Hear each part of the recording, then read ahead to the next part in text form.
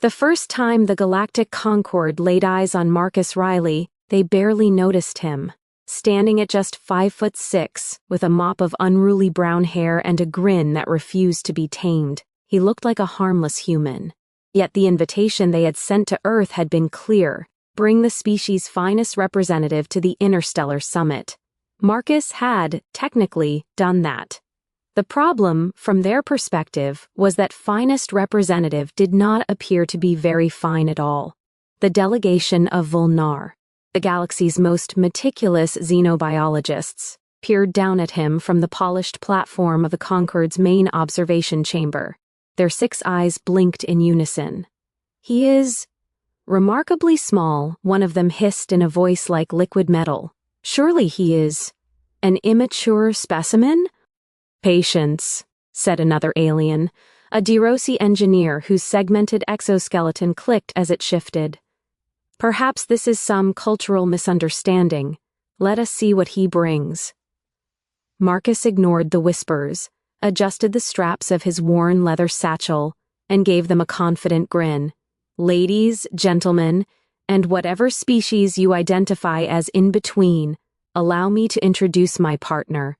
From the satchel came a low, guttural growl, not threatening, not yet, but unmistakably full of raw, untamed power. Marcus unlatched the satchel, and the creature that emerged made even the Concord's most composed members take an involuntary step back.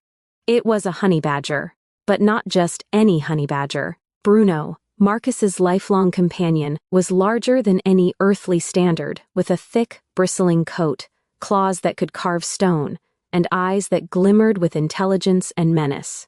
To the alien's astonishment, the room suddenly felt smaller. The Vulnar recoiled. That is a prey species," one whispered, unable to hide the tremor in its voice. "Hardly," Marcus said. "Bruno here is apex predator-level intelligence. He's fast, he's strong, and he doesn't negotiate." The first real test came almost immediately. A CEF delegate, curious and daring in equal measure, stepped forward, holding a containment rod, a test of strength, the kind they used with lesser creatures. Bruno sniffed it, tilted his head, and then, with terrifying speed, snatched the rod and snapped it in half. Sparks flew. The CEF recoiled, their reflexes usually unmatched, but even they had misjudged the sheer raw ferocity of this human pet. Whispers rippled through the chamber. Some of the smaller species hid behind consoles, others simply froze. Marcus, however, looked unflinching. Bruno doesn't bite unless provoked. But he also doesn't forgive mistakes. Keep that in mind. That was the beginning of what would become known across the Galactic Concord as the Summit Incident. The Concord's sessions continued, with delegates presenting their technological marvels and scientific breakthroughs. Marcus followed along, taking notes on everything: alien physiology, trade routes, cultural quirks. But the real focus, as the aliens slowly realized, was Bruno. When a Vulnar scientist attempted to demonstrate a gravity manipulation device, Bruno's curiosity got the better of him. With a single, precise leap, he landed on the console, knocking controls off balance and sending holographic projections of distorted worlds into the chamber. Gasps filled the air. "Uncontrolled," the Vulnar whispered. "It is impossible." Marcus crouched to Bruno's level. "Careful, big guy. Let's not destroy the universe today." Bruno snorted, which, in human terms, could have been considered a chuckle. Later, during a break, a group of Derosi engineers approached Marcus with what they thought would be a friendly challenge: a complex mechanical puzzle designed to measure intelligence and problem-solving ability in creatures. Marcus looked at it thoughtfully, then glanced at Bruno. The badger tilted his head, sniffed the contraption, and within seconds had dismantled and reassembled it into a functioning, but slightly improved version. The aliens went pale.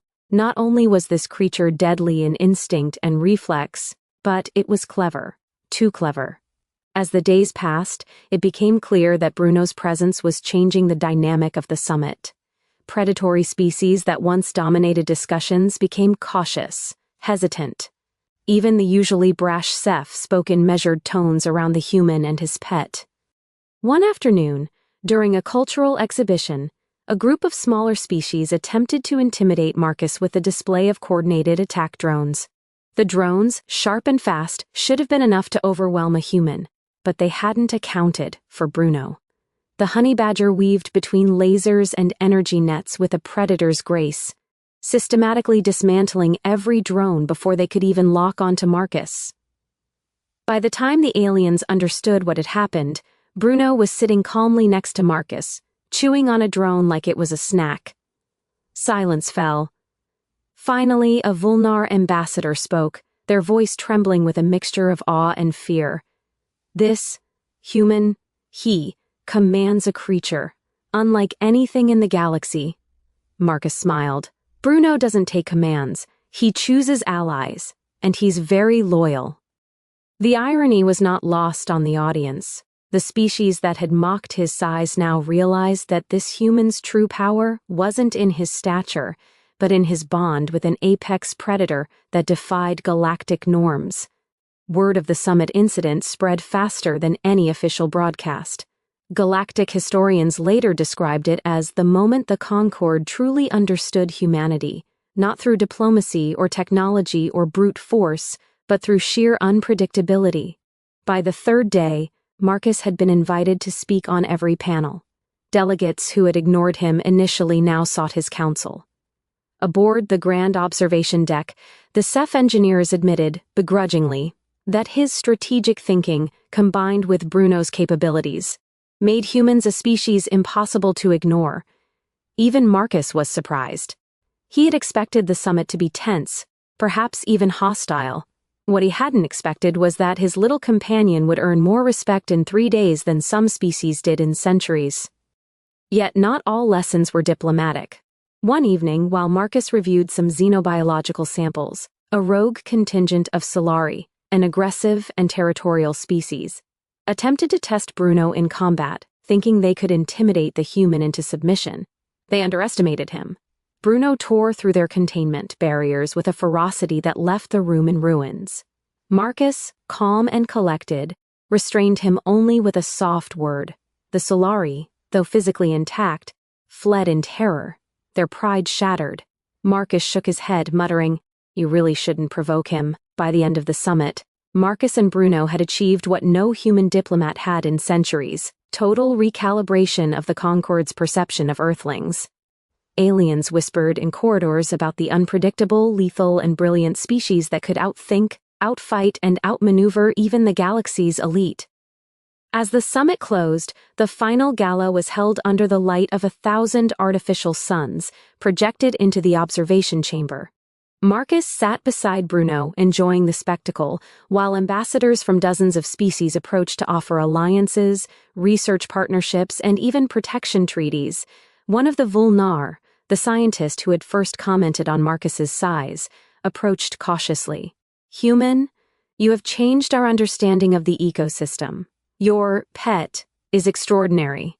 Marcus laughed. "Extraordinary? He's just a honey badger. He's loyal, fearless, and a little temperamental. That's it." The Vulnar's eyes widened. "That is remarkable. We have nothing like him. He commands respect." Marcus leaned down, scratched behind Bruno's ears, and whispered, "See, I told you. It's all about loyalty." Bruno blinked, a glint of pride in his eyes, then wandered over to inspect a holographic model of a black hole, as if reminding everyone present that intelligence without instinct could never survive in the wild, or in the galaxy. The human and his apex predator left the summit quietly, unnoticed by most. But whispers followed them through the corridors of the Galactic Concord, the human whose stature belied his influence, and the honey badger whose legend would grow far beyond the galaxy's borders. Back on Earth, Marcus returned to his modest apartment, Bruno curling up on the couch with the ease of a creature who knew it had earned its place among gods and monsters alike. Marcus gazed out the window at the night sky, the stars glittering like jewels scattered across the void. "You know," he said softly, "they mocked me. They mocked us. But we showed them exactly what it means to be human, and what it means to be Bruno." Bruno twitched an ear as if in agreement. And, for once, humanity and its tiniest ambassador was no longer underestimated. In the galaxies beyond, the story would be told for centuries. The human who looked small, the pet who was unstoppable, and the lesson every alien learned too late. That some bonds, some creatures, and some species could never be measured by size alone. The apex predator and his human companion had arrived. And nothing in the universe would ever be the same again.